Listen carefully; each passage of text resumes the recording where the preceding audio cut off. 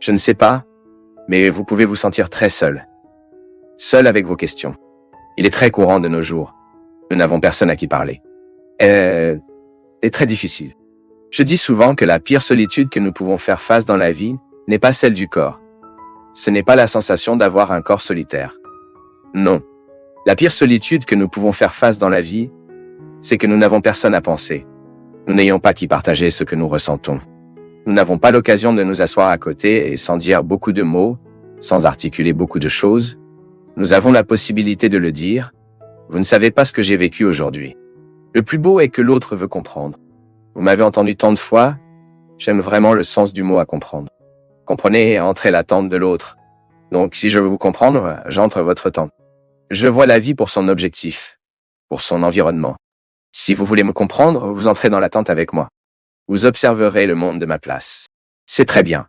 Lorsque vous vous sentez compris, lorsque vous n'avez pas à multiplier les mots à un autre, avoir accès à ce que vous ressentez, ce que vous pensez.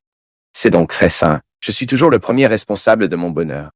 Mais je trouve des gens qui sont prêts à vivre avec moi cette recherche, et cette compréhension. Alors quand je me sens seul, quelle est la pire solitude qui me tourmente? Il ne faut parfois pas penser. C'est la solitude de la pensée. C'est la solitude, peut-être, le pire. Lorsque vous avez épousé un homme avec une telle femme, et que vous dormez dans le même lit toute votre vie, et vous sentez que vous ne pouvez même pas penser fort. Parce que votre monde n'a pas d'importance pour l'autre. Le monde de l'autre ne vous intéresse pas. Vos sentiments n'ont d'importance pour personne. Cette maison pleine de gens. Et vous si seul avec votre douleur, et vous si seul avec vos blessures. Vos sentiments et personne ne le voulait en quelque sorte approcher. C'est bon. Lorsque nous manquons de cela, nous créons les moyens pour nous. Au moins, il y a une petite compréhension qui nous fait supporter le moment. C'est pourquoi je dis, vous pouvez vivre le pire de toute la solidité. Vous n'avez pas l'occasion d'avoir quelqu'un qui écoute, il s'intéresse à vous. Je sais que c'est dur. Je sais que c'est très difficile. C'est pourquoi j'ai créé toutes les opportunités pour que nous puissions parler. Pour moi, c'est bien aussi, tu sais. Je n'oublie jamais. Donc, être ici avec vous, en quelque sorte, parler, participer dans cet espace que vous me permettez, c'est un plaisir inérable. Parce que je suis également stocké quand je vous parle, quand j'ai la possibilité de partager ma vie avec vous. Et moi, du fond de mon cœur, à moi, depuis un garçon, toute la douleur du monde me touche. Je vis tout ici, je ne suis pas fleuri de la peau. Je ne suis pas un gars qui continue de ressentir plus tard. Non. La vie m'a un impact tout le temps. Et les douleurs des gens, ils sont à moi aussi, par vocation. Il est impossible pour nous d'être prêtres et d'être indifférents à ce que les gens souffrent. Donc, en tant que prêtre, je connais mon rôle. Et je sais que ce dont vous avez parfois besoin, c'est de quelqu'un qui vous écoute ou de quelqu'un qui vous parle. Ma participation n'est valable que dans votre vie si c'est de vous éveiller, de vous réveiller. Tout d'abord pour que vous sachiez que vous êtes d'abord responsable de votre bonheur. Vous êtes le premier responsable de votre bonheur. Si vous avez besoin de moi, je veux toujours être ici. Jamais. Un engagement de ne jamais autoriser mes réseaux sociaux que ma place pour vous rencontrer peut être un obstacle au bonheur pour eux et d'ajouter « Nous avons donné l'exemple, certaines personnes cherchent à échapper à la drogue, à la violence, en socialisé prostitution, chercher à s'échapper dans l'alcool. Et nous disions que nous avons 1000 merveilleuses évasions, nous nous enivrons des amis, nous nous enivrons dans une bonne littérature, nous nous enivrons sur la musique, parce que tout ce que nous devons choisir. Tant de choses merveilleuses ici à notre disposition. Tant d'aides merveilleux artistes qui ont créé des œuvres spectaculaires et uniques pour nous.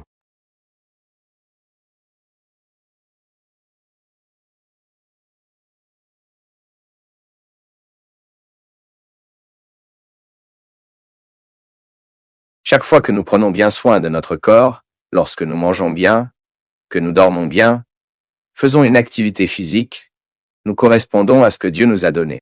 C'est ainsi que vous prenez bien soin d'un cadeau qui vous est offert. Lorsque nous recevons un cadeau, la personne qui nous donne nous attend à ce que nous prenions bien soin du cadeau reçu. Donc prendre soin de la santé est la même chose. Le système immunitaire est là pour nous aider à préserver la vie que Dieu nous a donnée. Tout ce qui améliore l'immunité. Aimer et être aimé, l'amour est bon pour l'immunité. Les médecins nous apprennent cela. Plus une personne aime, plus cette personne est plus importante. Plus la production d'endorphines est grande, plus travailler, jeter toutes nos invasions. Dans nos sentiments, dans nos pensées, la même chose doit se produire. Si nous gardons des pensées négatives et pessimistes, Si nous nous permettons de créer un contexte de mauvaises choses en nous, notre immunité est en baisse. Nous nuisons à l'action de soldats. Ce n'est pas comment ça marche. Si j'ai de nombreux envahisseurs et peu de soldats, les envahisseurs gagneront. Et j'en ai vu beaucoup de gens sont détruits par une pensée négative qui a nourri. Les gens sont détruits parce qu'ils gardaient leurs sentiments gâtés dans leur cœur. A détruit l'immunité affective. N'oubliez pas qu'une fois que nous parlons ici, que dans ce contexte de nombreux mots, nous vivons dans un monde où il y a beaucoup de mauvaises personnes. Nous savons que il y a beaucoup de bonnes personnes, mais il y a beaucoup de mauvaises personnes. Nous vivons avec ces mauvais gens. Nous vivons tout le temps avec ce contexte diabolique. Autant nous avons Dieu dans nos cœurs, ce contexte diabolique ne diminue pas à cause de cela. Maintenant, bien sûr, lorsque j'interfère avec ce processus et que je ne lui permets pas grandir en moi, je crée une immunité pour cela. Mais cette immunité affective, spirituelle et psychique que nous devons créer en nous, nous devons nous renforcer afin que nous puissions surmonter les pensées négatives et les sentiments destructeurs. C'est pourquoi Jésus était très sage quand il a enseigné que nous ne pouvons pas détester, que lorsque quelqu'un frappe notre visage est meilleur que nous offrons à un autre. Il ne nous disait pas d'être idiots, non. Parfois, nous comprenons cela comme un dégât, non? Oh, quel plaisir est-ce! L'un frappe mon visage, je tourne mon visage pour qu'il bat l'autre. Jésus parle d'un contexte beaucoup plus large. Il dit simplement que nous ne devons pas traiter le mal avec le mal, car chaque fois que nous traitons le mal avec le mal, nous nous transformons en mal. Si je traite le mal avec le bien, je paralyse la force de mauvais. Si je neutralise la force de tous ces mauvais dans cette vie, je vais donner la bonne occasion de grandir. Par conséquent, je ne garderai pas les graines du mal en moi. Pire encore, mon peuple, quand nous réalisons que nous nous transformons en sombre du mal. L'autre vient, me dit un ragot. Je suis heureux de savoir ces ragots. À la première occasion que j'ai, je dis les potins à l'autre, même si je ne sais pas si c'est vrai, même si je ne sais pas, même si je n'ai pas la preuve des faits, je suis déjà, mettez-moi pour répandre ce que moi a été amené. Vous voyez, la graine du mal est tombée sur moi. Au lieu de l'étouffer, au lieu de la tuer, je la joue en avant. Je fais des fleurs de cette graine, je fais des bosses de cette graine et de cette commande. Fleurs bouillies, fleurs qui ne sont pas bonnes. Nous faisons ces pactes tout le temps. Nous définissons ces obligations tout le temps. Et c'est là que nous devons faire attention. Le temps de prêteur est un temps de jeûne d'abstinence. Mais nous devons faire très attention à nos abstinences, que nos jeûnes ne soient pas seulement des actions extérieures. Notre sacrifice doit être directement lié à tout ce qui jettera les réalités qui tombent malades et qui nous tuent. Notre prière doit être dirigée dans la même position. Il doit être positionné dans cette même direction. Ma prière, mon contact avec Dieu, mon expérience avec le Seigneur, elle doit m'aider à transformer en un être humain plus pur. 100 ans de toxines, 100 ans de mal, 100 ans de stockage. Comment les gens croiront-ils en notre témoignage chrétien si pour le moment nous agissons? Nous ne montrons pas l'amour. Nous ne faisons pas de miséricorde, de la capacité de pardonner, de la capacité de nous réconcilier. Et répète, pardonner ne signifie pas que vous êtes idiot parce que vous avez le droit de prendre l'autre. Écoutez, je vous pardonne, mais à partir de ce moment, je ne veux plus avoir le lien. Parce que le lien est mauvais, parce que l'autre vous nuit, parce que l'autre a une ascendance négative à votre sujetin. Vous avez le droit, hier, je parlais à un ami, fais attention que l'influence que l'autre exerce sur vous n'est pas diabolique. Jetez. Ne permettez pas. Mettez les limites. Réglez les limites. Qui contrôle votre vie doit être vous. C'est vous qui contrôlez les limites de votre maison. C'est vous qui contrôlez ce qui entrera dans votre maison. Ce que vos enfants vont regarder. Quelle relation vous nourrissez. C'est ton droit. Parce que sinon, nous gardons en nous toutes ces ordures que le monde produit. À grande échelle, les ordures que le monde produit n'est pas faible. Déchets toxiques du point de vue spirituel, du point de vue affectif, du point de vue psychique. C'est terrible les ordures que le monde produit aujourd'hui. Pourquoi? Parce qu'il y a beaucoup de gens engagés dans le mal, les mensonges, l'injustice, la jalousie, les ragots. Nous devons donc être prudents. Les ordures sont produites dans nos églises, elle est produite au sein de nos groupes de prière, il est produit dans nos couvents, nos séminaires, nos paroisses, nos sacristases. Nous ne sommes pas libres. Là où il y a une personne, il y a aussi la possibilité de production de déchets. Ce n'est pas parce que je suis un prêtre que je suis libre de ne pas produire cette poubelle. Maintenant, ce qui fera une différence, c'est la façon dont je me suis engagé, moi, à quel point la personne de Jésus. Nous ne voulons que d'être la présence de Jésus dans le monde d'aujourd'hui, aidant à réduire les ordures. Aider à réduire les personnes qui ne voient que le côté négatif des choses. Aider à diminuer cette ligne de nécessiteux, qui augmente de plus en plus. Parce que, mon peuple, plus le mal grandit, plus les fans grandissent, car celui qui apporte le mal dans son cœur est le premier à avoir besoin de la grâce de Dieu. Besoin de la grâce de Dieu est très positif.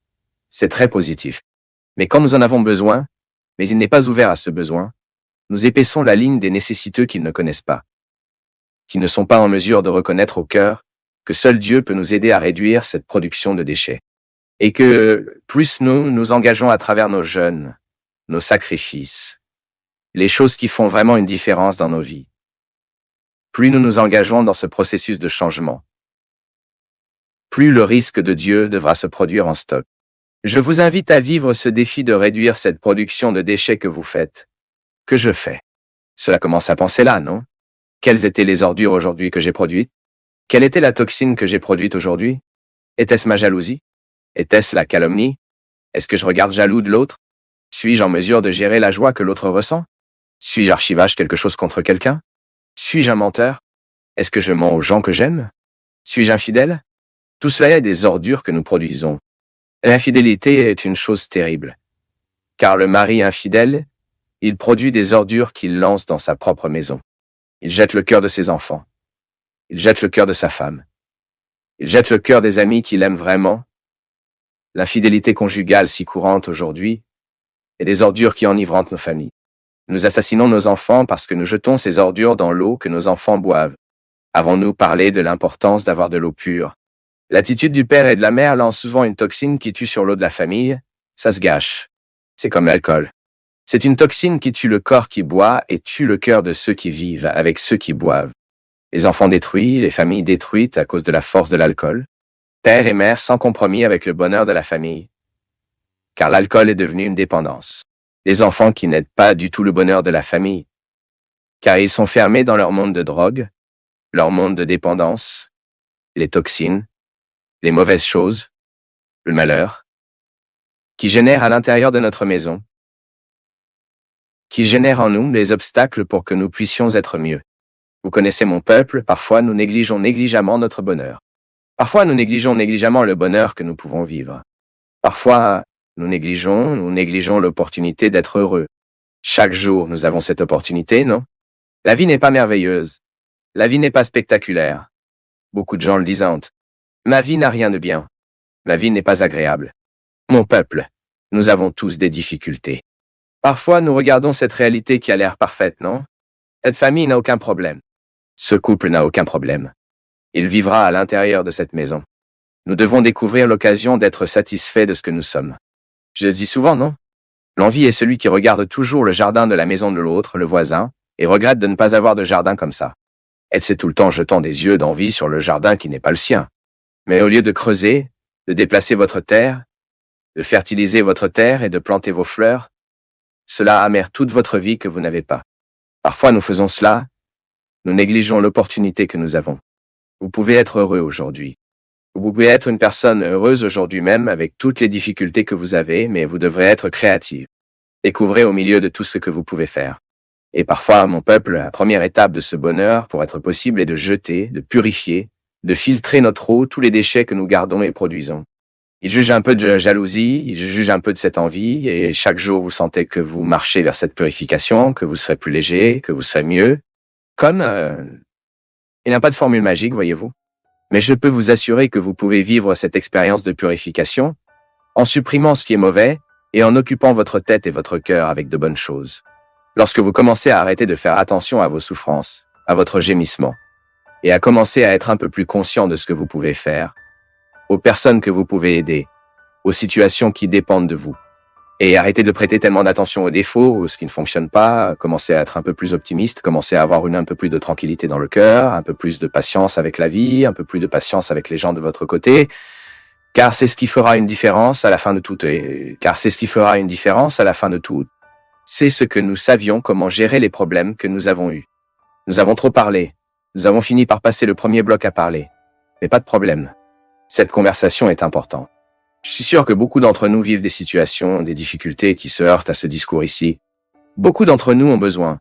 Nous sommes en état d'ébriété avec nos déchets, notre négativisme, avec de mauvaises choses, nos défauts cristallisés, Et beaucoup d'entre nous doivent être touchés par la miséricorde et la grâce de Dieu, ce que nous voulons précisément.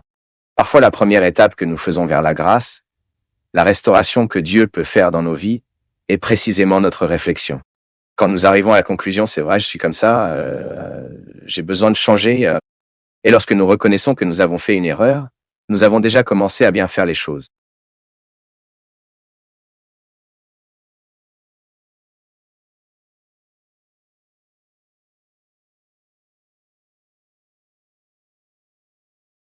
En parlant de niveau, nous commencions ici à la pause. J'aurai le courage de vous dire une névrose.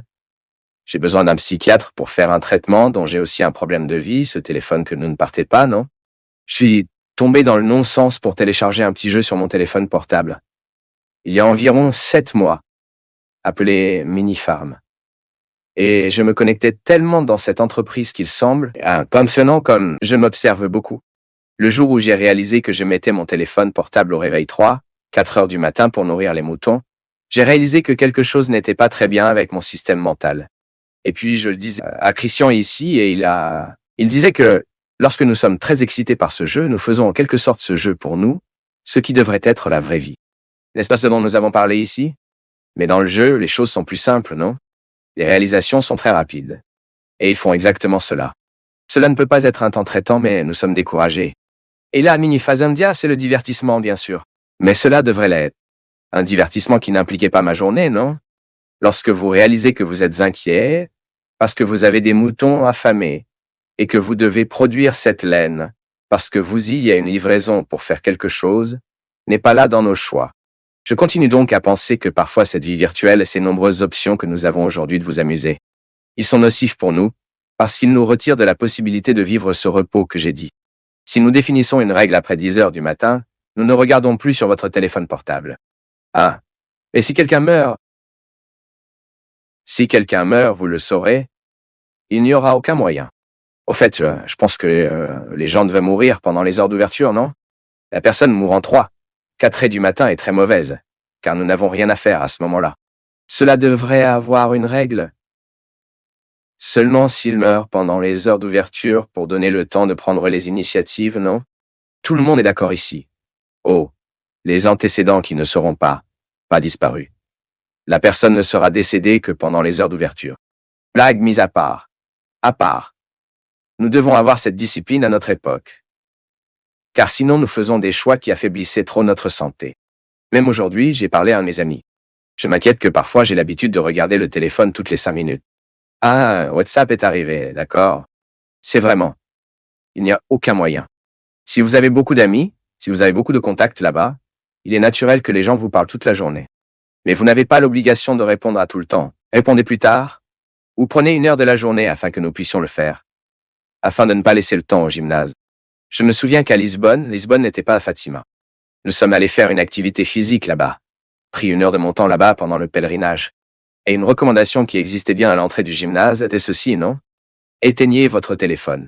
Éteignez votre téléphone, qui est le téléphone, afin que vous puissiez vous permettre au moins, lorsque vous faites votre activité physique, vous éteignez et faites également l'hygiène mentale. Je l'ai trouvé intéressant parce que c'est vraiment... Nous allons parfois au gymnase. Les gens sont chacun avec leur téléphone portable. Ce serait l'occasion que nous devions reposer un peu la tête. Fatiguer le corps pour reposer la tête. C'est toujours le mouvement. Quiconque aime une activité physique sait que cette logique est possible. Je me lasse du corps et repose ma tête pendant que je fais mon activité physique. Mais maintenant, nous ne pouvons plus reposer nos têtes. Parce que le génulaire des petits qui nous fatigue, rien n'est soumis à un démêlage. Ce qui a été dit n'est pas rassemblé dans la bouche. Ce qui a été écrit n'est pas effacé. Les choix nous ont amenés ici. Le repentir ne change pas un seul centimètre du passé. Pardonnez-vous. Tous ces produits comme cela pourraient être. Je sais que vous avez tendance à vous accuser quotidiennement pour ce que vous n'avez pas accompli.